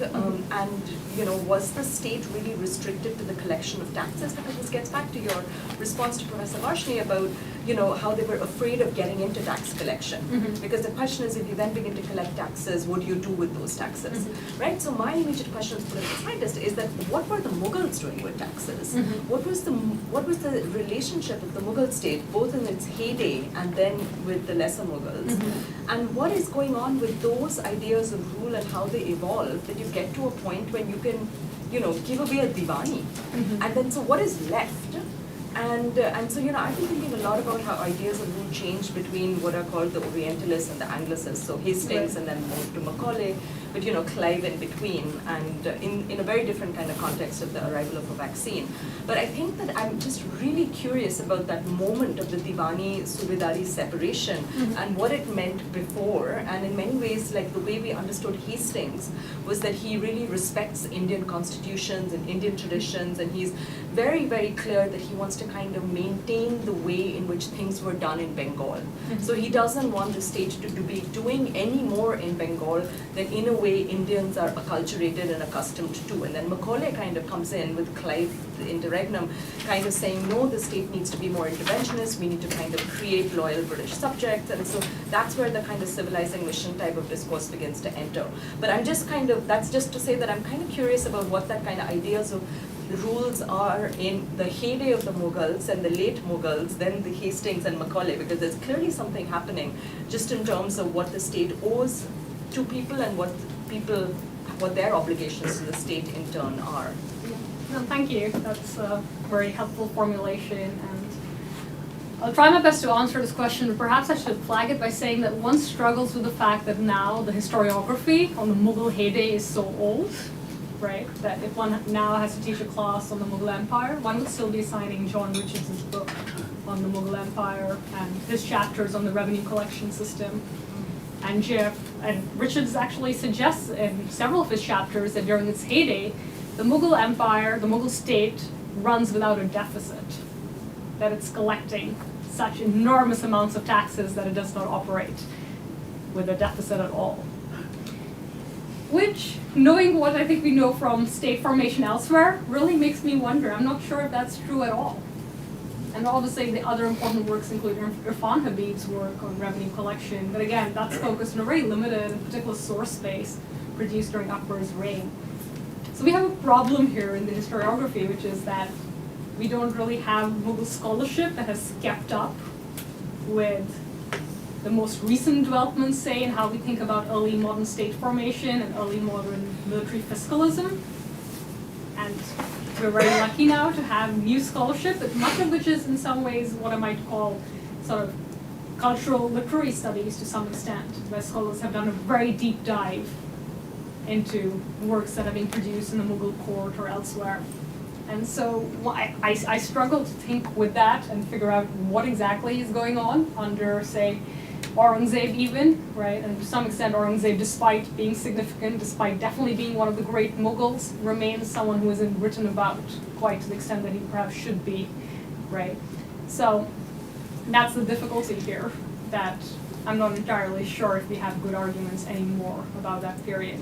I know Abhishek Kaikar's new book on the King and the People in Delhi does a very good job of sketching out how Mughal understandings of the relationship between the ruler and subjects are being reframed during a time of instability. So I think that's helpful, but it doesn't get at issues of political economy in any way. Professor Potter of Cambridge, that was a 1996 article in Modern Asian Studies, I think, if I'm not wrong. But anyway, the main point was that revenue collection by East India Company was primarily, and if not primarily, very substantially aimed at building the army, the company army. And so the award of Diwani to East India Company, was the building of the army just an accidental outcome of revenue collection, or we can find some evidence that revenue collection or accepting to agreeing to collect taxes was basically motivated by the desire to build a company army? Is that, I don't know, given your materials, how would you react to that? But I found that argument also, I think it's a 1996 article in MAS, with a very, very interesting, and tell me if it's right or wrong. My sense is that when the British agreed to start to get involved in revenue collections in 1765, their main concern is cutting down the national debt. They don't want to grow the army. They want to reduce expenditure, increase taxation, deal with the national debt. And East India Company is contributing to the reduction of national debt in Britain. That is the hope, that now, because the 7 Years' War is waged not just by East India Company armies, there are British Royal Forces on the ground, and the British Navy is very much in the Indian Ocean. Correct. So the sense is that all the expenditure that went into fighting that war, holding on to territories in the Indian Ocean, needs to be paid off. And this means that there should be less expenditure or less outflow of wealth coming from Britain into this part of the world. So what you see, I think, arguably in the second half of the 18th century is a sort of intertwining of the budget, the British imperial or national budget back in London, and the budgets of places like Bengal, Madras, and Bombay. Which is why my sense is that even though, as you were pointing out, Hastings is often presented as someone who is sort of sympathetic to custom in South Asia, that he's still part of a state that is rapidly changing. That even if some of these men seem respectful of Mughal understandings of political economy, whatever those might be, that they're still doing fundamentally different things. The British state looks very different from the Mughal state. And it's operating in many different places. It doesn't simply have a sort of subcontinental presence. There's an effort very often just to move money to China to buy things like tea and porcelain, right? So sometimes the imperatives of governing Bengal don't even seem to be directly tied to Bengal. They seem to be tied up with broader political economic concerns that are linked with things that might be going on in Boston and Canton, right? And Canton begins to figure as early as the 18th century in the, yeah? Mm-hmm. Yeah. We're not talking about then the first half of the 19th century. No, I mean, I think the China trade is always important. It's important in the 17th century, it's important in the 18th century. In the 1790s, the Macartney embassy to the court of the Qing Emperor has everything to do with the British governance of India in the sense that Macartney is a former governor of Madras.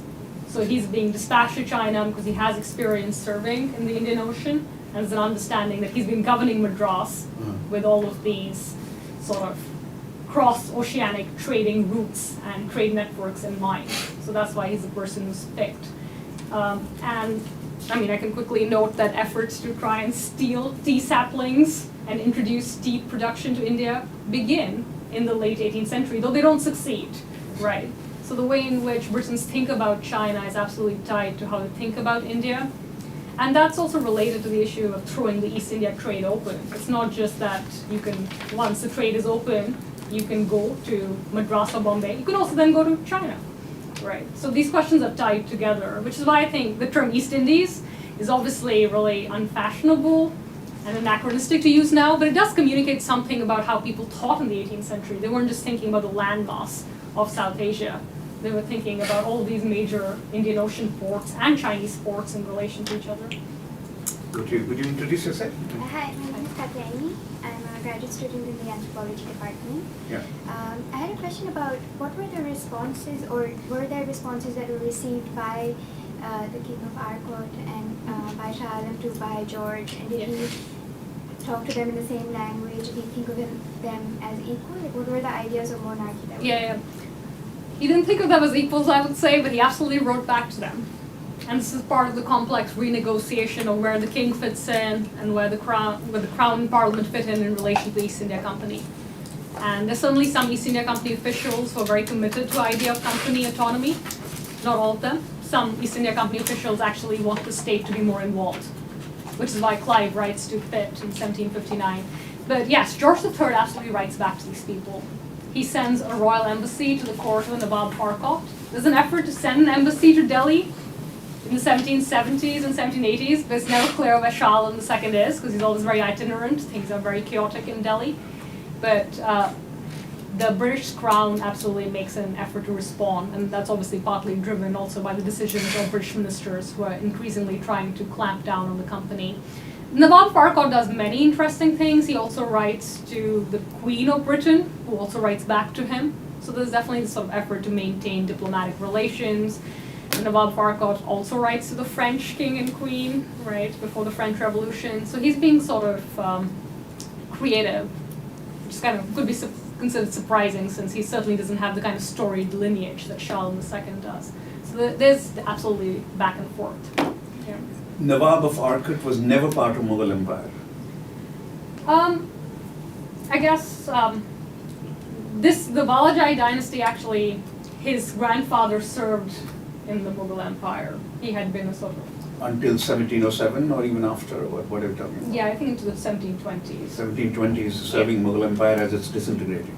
Yes, and then this is a dynasty that then sets That up breaks a state. away, like Nizam breaks away, Bengal, Nawab So the breaks away. Balajais in the chronicles usually claim that they have Central Asian, they have a Central Asian lineage, which in some ways is kind of standard practice. But yeah, the Nawab of Arcot is not always paying symbolic respect to the Mughal emperor, and he really makes a shift towards situating himself in relation to George III. So for instance, one of his dynastic chronicles, the Tuzuke Valajahi, he doesn't include the whole sort of like Amir Timur and the descent of the Mughals from Amir Timur. Instead, he's like, let's give you a history of the English kings, and there's a description of the English Civil War and things like that, which I think is a really interesting innovation to be making in the 18th century itself. You get versions of this in the 19th century, like the well-known text, the Jarjnama, where you have a Parsi writer in Bombay in the early 19th century putting together sort of this history of the British kings. But the Nawab of Arcot's already trying similar things. In 1760s, 50s, 60s. Well, he's suddenly reaching out to the king, and the chronicle is written over the course of the 1770s and 1780s. Yeah, you're next. Yeah. Hi, my name is Shannon. I'm a first-year PhD in the Department of Theatre and Performance Studies. Thank you for your talk. I just have 3 questions, and you don't have to answer all of them. I was wondering whether Sri Lanka played a role in this ideological construction of the British Empire at this time that you were talking about, whether it was different or whether it was not really part of it. I was also wondering what role religion, specifically Christianity, I guess, played in constructing these ideologies. And also you mentioned early on that the language of blackness and also parallels in transatlantic models of colonialism kind of existed in the 18th century, and I was wondering whether this was something that continued or whether it sort of appeared at the beginning, I guess, and then sort of went away. Thank you. Those are all excellent questions, and I'll try to quickly answer them. I guess with Sri Lanka, Ceylon, it's a Dutch territory until the early 19th century. But Ceylon absolutely figures in these debates, partly because there's a question of, will it be a place that the company will still have some presence in? Or is it going to be directly administered? And the choice there is that it should be a crown colony, right? And so in the case of Sri Lanka, you see an example of the Board of Control for India Affairs making a decision that there should not even be the pretense that the East India Company has some authority here, right? So I think that just generally points to the centralizing impulse that is institutionalized after the 1780s, that these new territories that do get incorporated as crown territories rather than, something that is a bit more diffuse and vague, constitutionally speaking. The second question about religion, there's a lot of anxiety and concern about allowing missionaries in South Asia during this time. There are also similar anxieties and concerns about, for instance, similar proselytization or expansion in North America in the 1760s and 1770s. There's a concern about angering native populations, right? Much of this ties into like how can we run empire on the cheap, right, without putting ourselves in situations where we might be involved in expensive wars. Usually I don't see that much discussion of religion in the sense of wanting to Christianize or proselytize in the texts I look at. Religion sometimes figures in a slightly different way. There are anxieties about things like, should we give weapons to Catholics? Can we trust Catholics, right? In Britain.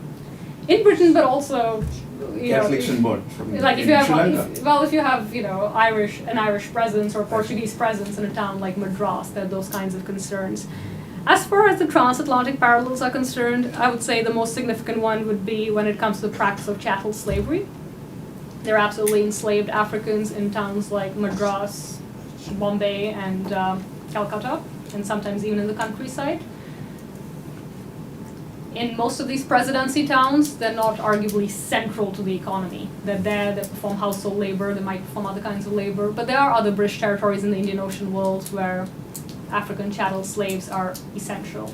That includes places like Bengkulu or Bencoolen in Sumatra, which actually has the status of a presidency between 1760 and 1785. So in those cases, it seems very obvious that an Atlantic world model of using enslaved African labor is being deployed. And much of what these slaves do in places like Sumatra is actually try to set up, experiment with sugar cultivation. So that's another major way in which one can see parallels between British imperial political economy in, say, the Caribbean or the Atlantic world and South Asia. I think sugar is generally interesting because, as we know now, India is one of the largest producers of sugar. If you go through all of North India, it's covered in sugarcane fields. And that's a project that the British really embraced in the 1780s, especially as slave rebellions take hold of parts of the Caribbean. There's a sense that, we can find a new place to cultivate even more sugar, right? And a lot of these arguments about free labor versus enslaved labor tie into debates about how India should be governed. So Ved, your hands up first, yeah. Then we'll come to you after. Hi, Tiraana. Hi, Thank you for Surya. your presentation. Yes. You mentioned how the binary between directly ruled territories and the indirectly ruled territories, in this case in 18th century, do not always make sense. Yeah. But if I could sort of unfairly ask you to think about directly ruled territories and indirectly ruled territories within South Asia itself in 19th century. Yeah. So how does political sovereignty play, or a limited political sovereignty in princely state context play a role in which the empire was imagined both by the British officials and also the regimes of the regimes of the princely states, which we know are more than that. But so your question is about the 19th century, 18th century. Yeah, I mentioned Yeah. that I'm unfairly inviting her to think Okay. about the 19th century context. But Yeah. I'm curious about how the binary plays later in the case of South Asia. Well, that's a very perceptive question, and I'm thankful for it. Definitely more out of my depth in the 19th century, so perhaps you can tell me more about what you think about this. My sense is that, let's say if you start in the 18th century and think about the direct rule issue within South Asia rather than the British Empire as a whole, and where ministers claim direct governance versus they have some kind of company mediating, it seems that the desire to not necessarily, say, take over Awadh in 1770, which arguably you could say they could have done, right? They arguably had the military ability to just conquer Awadh, that this again gets into debates about political economy and things like that. It also, I think, maybe speaks to the ways in which, I think the Nawab of Arcot could be important here. A lot of South Asian rulers don't necessarily think they're playing with always think that they're playing with the devil, or that entering into an embrace with the British necessarily means that their state is going to collapse eventually, right? I think with the benefit of hindsight, it looks like that, you sign a treaty with the British, you're in trouble. Your state is not going to last, right? I think in the very sort of competitive interstate environment of the late 18th and early 19th century, there are arguably good reasons why South Asian states are making these kinds of choices. So that might be another way of thinking about it. And I guess, again, to go back to my invitation to all of us, and also to myself, to think more seriously about what does South Asian political thought look like. And there's obviously a bit of unevenness here because there's so much scholarship on British ideology and British understandings of governance and rule during this period. And we don't have quite so much, not even on the Mughals and not even on these states in the 18th and 19th century. But they're all actively making an effort to pursue diplomatic relations. They want to sign these treaties. They want to have these conversations about sometimes just basic logistical things, like how does trade work across the boundaries of our states. Yeah, no, that's very helpful to think. I was just thinking in terms of, you mentioned how this might be a treaty with the devil, and in case of, for instance, state of Kashmir, actually the treaty with the devil allows the state to exist for the next 100 years. So it plays in both ways, I think. Yeah, no, I think that's one of the ways in which the Nawab Farquhar thinks about it. He's like, this is actually really helpful for me. I might get swallowed up if I don't have British support, right? Arif Hamid, PhD student in history department. Please forgive my ignorance as an outsider. So I'm really excited about these protective or rival authority claims by the both Shah Alam II and also by the Nawab of Arcot, Muhammad Ali Khan, and these granted diwanis or Timur lineages. But I'm not quite sure about whose Nawab was Muhammad Ali Khan is. So Nawab, as far as I understand, is right? Yep. Kind of, and also he's writing to George III by calling him Holy Roman Emperor or the say the Padishah in the mostly the European or American lands. But what about Hindustan? Did he mentions any authority claim for the Hindustan or Madras in his own context? And side question, you said that there is a translation with the Persian text as well. Did you see any difference between tone or the language of the text? Yeah. Thank you so much. Thank you. Those are great questions. In the translation, is there a change in the in language? the way I see Yeah. the address is being made? Yes. Okay, wonderful. Yeah. So very quickly, whose Nawab is he? That's an excellent way to put it. And he increasingly seems to be suggesting that he's not the Nawab of the Mughal emperor at all, right? And that switch seems to be present in his dynastic chronicles and things like that. And when he's writing to George III, he's not really situating himself in relation to the Mughal emperor at all. So this is really someone who's sort of cognizant of how much the world has changed around him and is trying to sort of carve out a space for his own state. As early as 1750, is it doing that?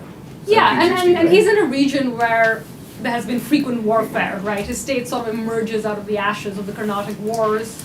And because he writes this letter to George III in 1760, he's actually one of the very few South Asian states, his state is one of the very few to be sort of mentioned by name, and whose claims to sovereignty are confirmed in the 1763 Treaty of Paris, which is basically a European treaty, concluded within Europe to bring the 7 Years' War to an end. But that's a really good way of putting it, right? What do people mean by Nawab in the 18th century? And I think he's certainly playing around with it. And maybe there's a more complicated answer with someone like the Nawab of Awadh, who has met Shah Alam II, right? And in whose territories Shah Alam II actually spends time. Whereas for the Nawab Farquhar, Shah Alam II is very far away. There's no way he's going to be in that area. They don't have any sort of personal connection. There's no sense of the local population thinking of them necessarily as figures who have some sort of intimate relationship. As far as the differences between the texts are concerned, I think one could point out many things, but there's some titles which aren't translated quite so explicitly. Like in the English title, George III is referred to, they mention the fact that he's defender of the faith, which is very typical for English kings after the Protestant Reformation, or queens, or British kings and queens, and that's not included in the Persianate version. There's also, I think, Lord of the Seas, or a title like that, which is included in the English version, but not in the Persian version. So I think you're absolutely right that one can look at these kinds of documents, and there's a very rich history to be excavated from them. Can I ask you a factual question? Did the Mughal Empire, or Mughal Empire under which emperor, spread all the way down to Arcot? Well, we would usually say that Aurangzeb is the one who's leading. Who takes it down to Arcot? Huh? Yeah, though most historians, like Susan Bailey, for instance, have argued that these areas are very unevenly incorporated into the Mughal Empire. Yeah. So whether or not Arcot could ever really be said to be a sort of Mughal territory is perhaps contentious. Yeah. Go to you and then we come to you. Yes, yeah. Hi, my name is Ram Krishna. I'm just a public observer. In your research, have you, what are the Sikh Empire? I mean, what are the kings in the Sikh Empire and the Maratha Empire? Yeah. And any of the non-Islamic sovereign kingdoms and empires? Have you seen letters written by them to the crown? And so are they cognizant of what is happening? Are they worried? And are they securing, I mean, are they trying to secure protection and umbrage from them? The Marathas are quite similar to Shah Alam II in this way. I mean, arguably they have a much more powerful military machine at their disposal, right? So I think they're much better off in general than, say, the Mughals at this point in time. Yeah, they write to George III. At the British Library, you'll find a letter from Madaji Scindia to George III, which in fact you need special permission to look at, probably, I guess, due to the request of the Scindia family. I'm not aware necessarily of Sikh, say, diplomatic correspondence in the late 18th century. I think that begins in the early 19th century.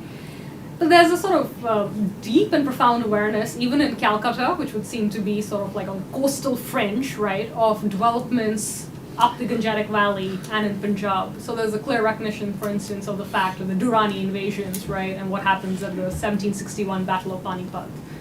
So the British certainly keep track of all of these developments, and the Marathas often act in a way that could be considered similar to what Shah Alam II was up to, or the Nawab of Arcot.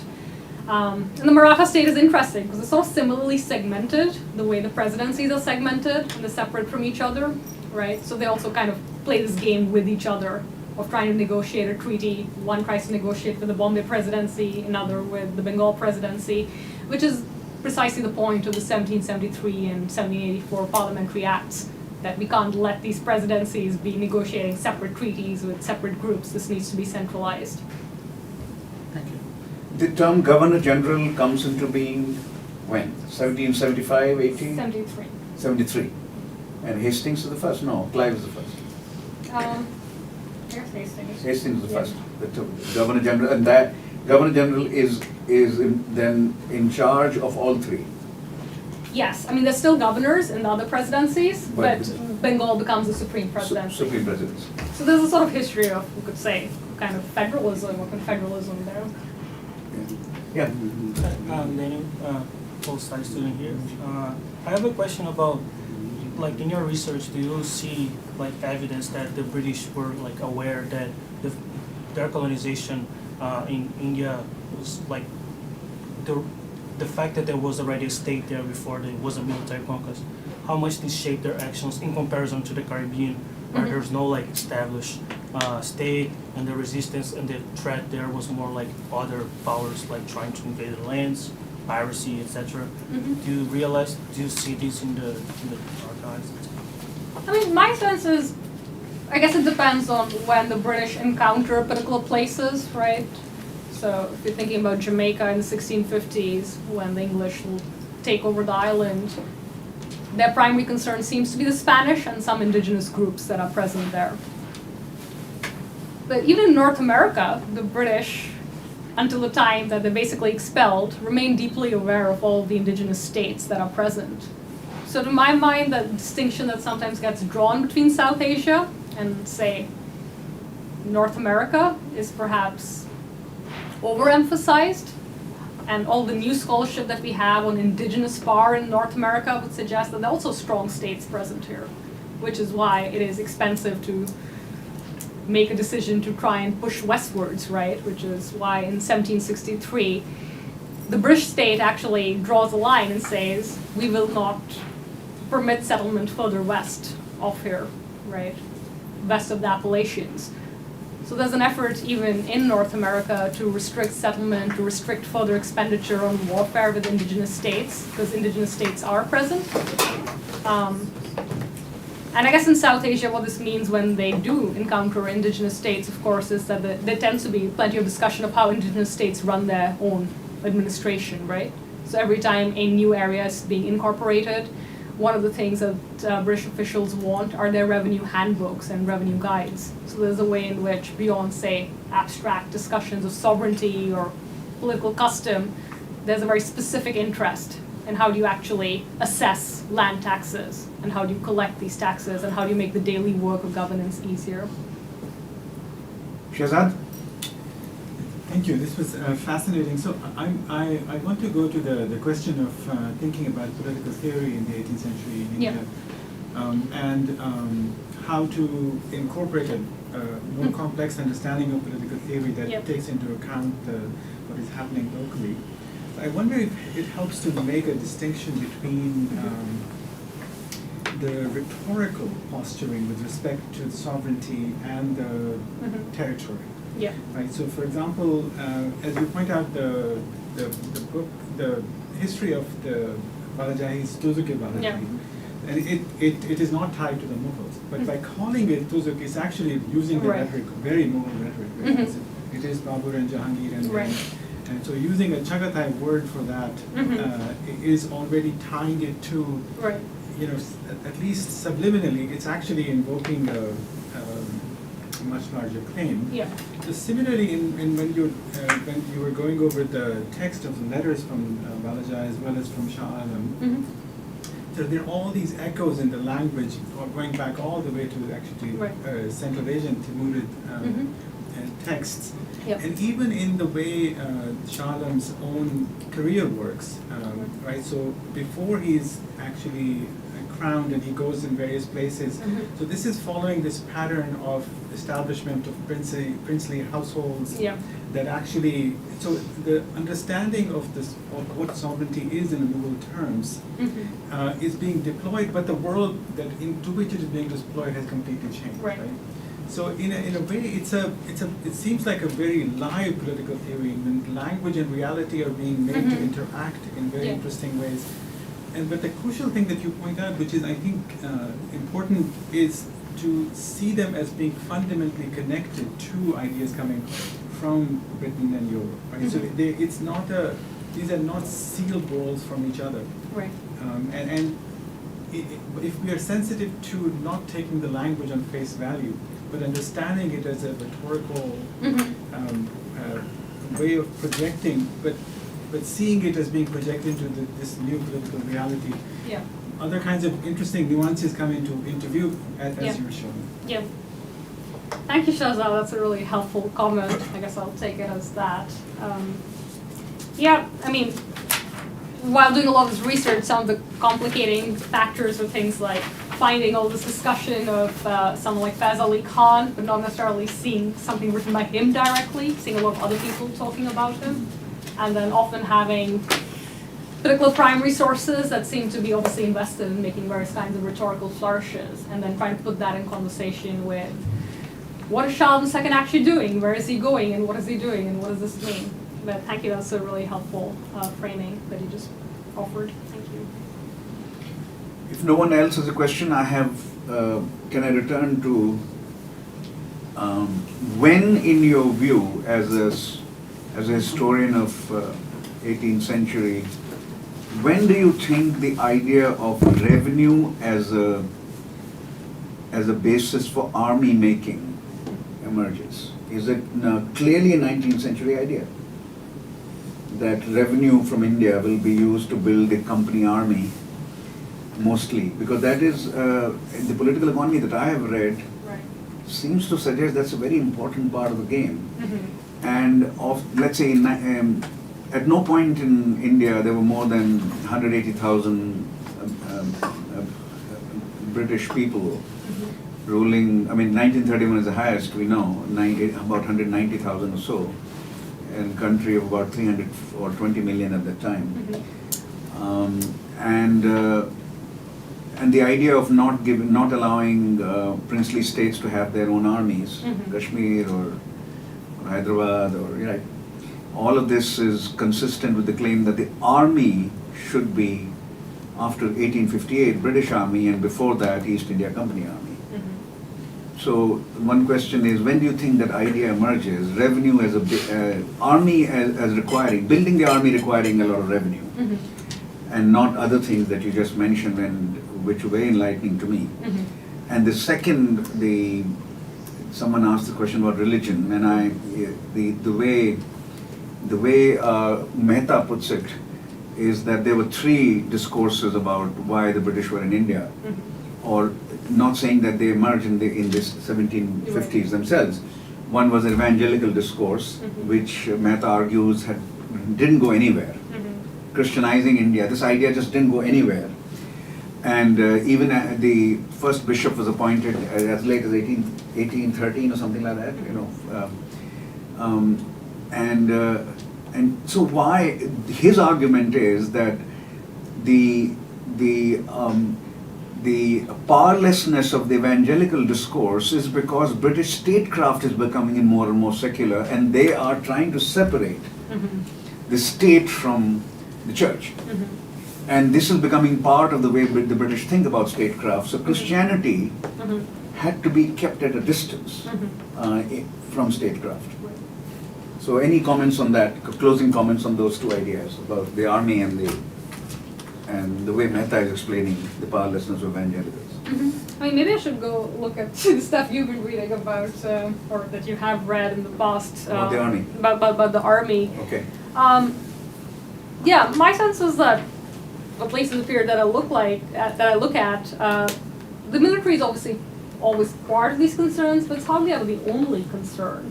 And very often the concern is simply that the military expenditure is always too high. And that's the problem that needs to be solved, right? And in some ways that's the sort of classic problem of the 18th century, if you think of philosophers like Immanuel Kant, but also everyone who's trying to write these treaties, that they're announcing a perpetual peace, right? And that's, I guess, in some ways, a sort of big political... It's a very enlightening idea for me, what you're saying. Right. You know, I must say that military is a problem, right? Its expenditure should be controlled. Right. It's a very enlightening idea, and if it was so important in the 18th century, then that's something I've learned a lot today about. Or I guess concerns about, like, well, once you have more global commerce, shouldn't it be the case that you wage fewer wars because you're all interconnected, right? And your economies now depend on each other, right? So this is one of the ways in which people talk about the fact that there is very regular Anglo-French or British and French conflict throughout the 18th century, right? That This is also very different from Charles Tilley's argument that modern state making is equal to war making. Wars make states and states makes war. That is the rise of the modern state, according to him. You argue against that also, that's why it's also enlightened. Because we are so possessed with this idea in political science. I mean, I'm partly sympathetic to Tilley's arguments. I just think he doesn't take ideology into account, and that people are arguing about whether war is actually the right mechanism, and also the concern that wars can unmake states, and states can crumble because of the economic expanse and grain of waging war. Yeah, I suppose I don't really have very much more to say on the religious question, except perhaps that sometimes the religious question seems most pronounced when British politicians are thinking about Catholicism.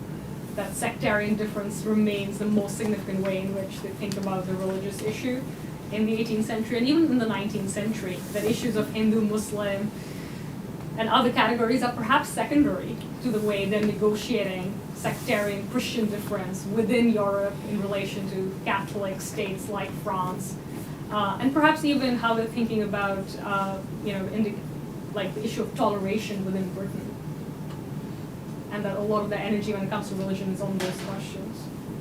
Colley is also making that argument. Basically around 1830s and 40s, they begin to get secure about that.